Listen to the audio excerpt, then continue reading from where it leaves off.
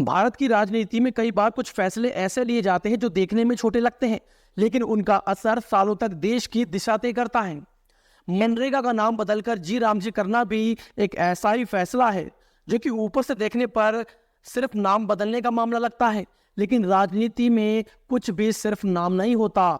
नाम एक संदेश होता है, एक इशारा होता है, और कई बार ये आगामी फैसलों की भूमिका होती है। और आज पूरा देश इस बहस में उलझा हुआ है कि महात्मा गांधी का नाम क्यों हटाया गया और राम जी का नाम क्यों जोड़ा गया।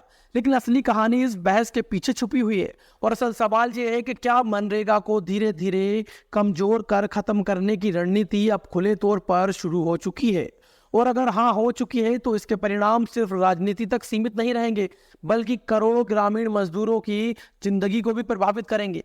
क्योंकि मनरेगा सिर्फ एक योजना नहीं है, ये आज़ादी के बाद ग्रामीण भारत के लिए बनाया गया सबसे बड़ा सिक्योरिटी सिस्टम है। ये योजना कहती है कि अगर आपके पास काम नहीं है तो सरकार आपको काम देगी। तो यही वजह है कि मनरेगा हमेशा से बड़े उद्योगपतियों और सस्ती मजदूरी पर टिके सिस्टम को खटकता रहा है। क्योंकि जब गांव में काम मिलेगा तो मजदूर दिल्ली, मुंबई, सूरत या नोएडा की फैक्ट्री में 12-12 घंटे कम मजदूरी पर क्यों काम करेगा। और यही असली टकराव है। आप जानते हैं कि एक एक करके उन बदलावों को जो चुपचाप से किए जा रहे हैं मनरेगा के अंदर। पहले व्यवस्था साफ थी कि मनरेगा का खर्च 90% केंद्र सरकार और 10% राज्य सरकार देगी, लेकिन अब इसे बदलकर कुछ इस तरह कर दी गई है कि 60% केंद्र सरकार और 40% पैसा राज्य सरकार देगी।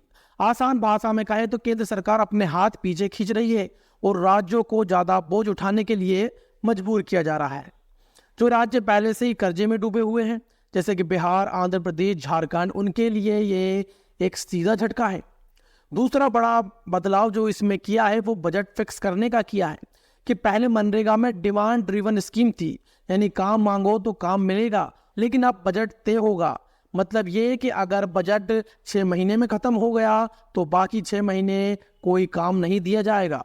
यानी कि अब रोजगार की गारंटी सिर्फ कागज पर रहेगी, हकीकत में नहीं। ये तीसरा बदलाव है खेती के सीजन में ब्रेक, जो कि सबसे संवेदनशील बिंदु है। यानी खेती के पीक सीजन में 2 महीने के लिए मनरेगा बंद रहेगा, और सरकार का तर्क है कि इस समय किसान खेतों में काम देते हैं। लेकिन शायद असली वजह कुछ और है, क्योंकि पंजाब, हरियाणा, पश्चिम यूपी जैसे इलाकों में बड़े किसान और कॉरपोरेट खेती को सस्ती मजदूरी चाहिए। मनरेगा रहेगा तो मजदूर कम मजदूरी पर खेत में नहीं जाएगा, और इसीलिए 2 महीने शायद काट दिए गए हैं। यानी साल के 12 महीने में सीधे 2 महीने बाहर।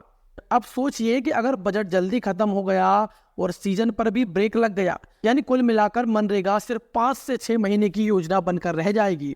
नाम रहेगा लेकिन काम नहीं रहेगा। और यही वजह है कि इस बार विरोध सिर्फ विपक्ष से नहीं, बल्कि ये एनडीए के अंदर से उठ रहा है। और मोदी सरकार की सबसे बड़ी कमजोरी यह है कि अब उनके पास पूर्ण बहुमत नहीं है। सरकार टीडीपी और जेडीयू के सहारे टिकी हुई है, और यही दोनों दल मनरेगा से सबसे ज्यादा प्रभावित होने वाले राज्यों से आते हैं। वहीं टीडीपी की बेचैनी इसलिए भी बढ़ रही है कि आंध्र प्रदेश जो है वो पहले से ही आर्थिक संकट में है।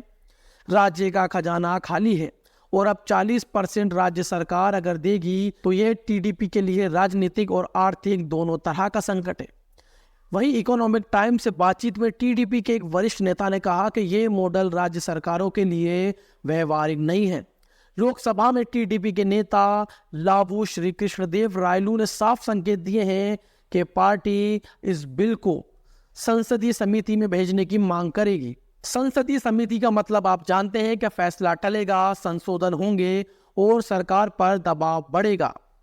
वहीं जेडीयू की भी मजबूरी है, लेकिन जेडीयू खुलकर इसका विरोध नहीं कर रही है। लेकिन अंदर खाने असंतोष साफ दिख रहा है, क्योंकि बिहार सबसे ज्यादा मनरेगा मजदूरों वाला राज्य है। राज्य की आर्थिक हालत किसी से छुपी नहीं है। उसके बाद 40% मनरेगा का खर्च उठाना बिहार के लिए लगभग नामुमकिन सा लगता है। लेकिन नीतीश कुमार अभी उस स्थिति में नहीं है कि वो खुलकर सरकार से टकराव लें। अगर सरकार गिरती है तो राजनीतिक अस्तित्व भी खतरे में नीतीश कुमार का आ सकता है, और यही वजह है कि वो जुबान बंद करके बैठे हैं।